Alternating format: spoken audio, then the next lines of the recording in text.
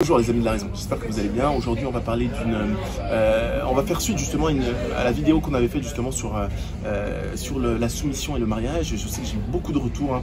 Je vous cache pas, beaucoup de retours féminins. Je vais encore vous taquiner, mais cette fois-ci je vais utiliser plutôt les mathématiques. Et en fait j'aimerais qu'on fasse ce calcul. Comme je l'ai expliqué dans le manifeste de la raison objective, clairement le foyer, la famille est attaquée.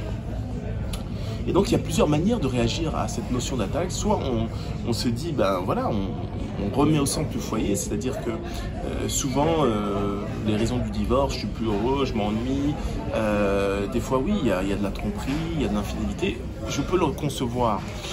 Mais quand vous avez des enfants, la plupart du temps, ben, je me dis, bon, est-ce que mon bonheur ne devrait pas finalement passer en second plan? Est-ce qu'on ne devrait pas finalement se focaliser sur cette notion de famille?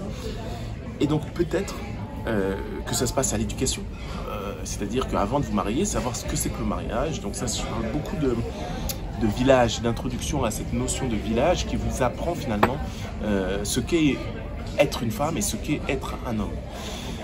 Un mari et une femme, effectivement. Et de l'autre côté, il y a s'adapter à une situation difficile. Et donc, il y a certains qui vont dire, bon, on va finir finalement tous célibataires, hein. Il y a les hommes qui veulent plus s'engager, et les femmes finalement qui de plus en plus privilégient leur carrière. Et donc finalement on va se rendre compte que on va se retrouver beaucoup avec des chats ou des chiens. Mais il y a une autre solution. Il y a la solution associée à la polygamie, parce que c'est vrai que la plupart du temps on se retrouve avec des femmes seules, isolées, dans la précarité du fait de cet isolement. Je m'explique. On va faire un peu de maths et c'est ce que va vous montrer la vidéo que je vais vous passer là tout de suite. Donc regardez un peu cette vidéo, on en discute après, on va faire les maths associées. It's polygamy and the benefits of it. Okay, that's you, that's me, and that's her, our sister wife. Now we all pay mortgage, 25, 25, 25. So we're paying $7,500 a month in mortgage. Now, if we consolidate all three of our mortgages, we're only going to pay $2,500. So we're saving $5K. Now, if we save $5K in mortgages times 12 per year, and look, imagine what that is.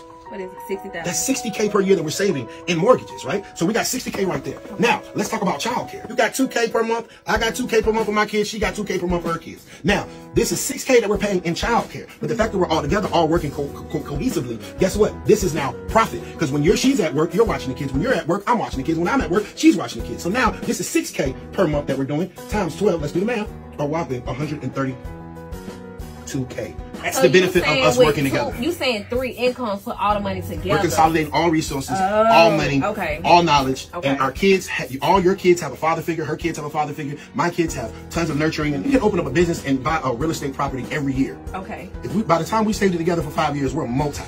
And that's the benefits of polygamy. Because if not, we can just keep on everybody just working themselves and spending their whole check on rent and on childcare. All you have to do is turn down your ego. And what's going to do is it's going to turn up your profit, it's going to turn up our love, and it's going to turn up our generational wealth. So we're saving $132K, and all you have...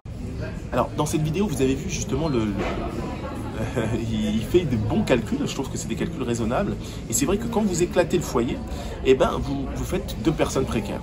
Vous aviez un foyer stable, vous en faites 2 personnes précaires, et puis bon, l'enfant qui se retrouve au milieu et qui peut être émotionnellement un peu déstabilisé. Et donc la polygamie, ça va permettre finalement toujours le rôle de protection, hein. Vous avez quelqu'un qui va protéger, mais vous avez des coûts financiers qui vont diminuer. Il va y avoir une mutualisation, et donc c'est pas mal, c'est pas mal. Et donc ce que je vais vous demander, je sais que c'est dur à entendre, là je parle juste d'un point de vue financier. Je vais vous demander, qu'est-ce que vous préférez? Parce qu'on peut aussi imaginer la même chose, hein. On peut imaginer des sisterhoods, c'est-à-dire que des femmes qui se retrouvent dans la précarité, mais qui mutualisent un peu à la Friends. Ils se retrouvent tous, mères de famille, isolées, mais finalement plus trop isolées entre elles. Et pourquoi pas, c'est une autre solution. Alors mesdames, j'en appelle à votre raison, j'aimerais bien savoir, expliquez-moi en commentaire ce que vous préférez, cette notion de polygamie ou cette notion de sisterhood. Après vous allez me dire, il y a aussi la polyandrie, bon c'est juste démographique, hein, mais vous avez des pays où la polyandrie est acceptée, donc voilà. Mais là c'est juste d'un point de vue démographique. Si on se rend compte qu'il y a beaucoup de femmes isolées, avec enfants, pourquoi pas rentrer dans un foyer polygame? Donc est-ce que vous préférez ça ou la notion de sisterhood, hein, finalement, bon, on n'arrive pas à s'en sortir financièrement seul, pourquoi pas mutualiser les coûts en se mettant entre sœurs. N'hésitez pas à me répondre en commentaire et puis allez-y doucement et puis bien sûr faites attention, prenez soin de votre conscience. À très bientôt.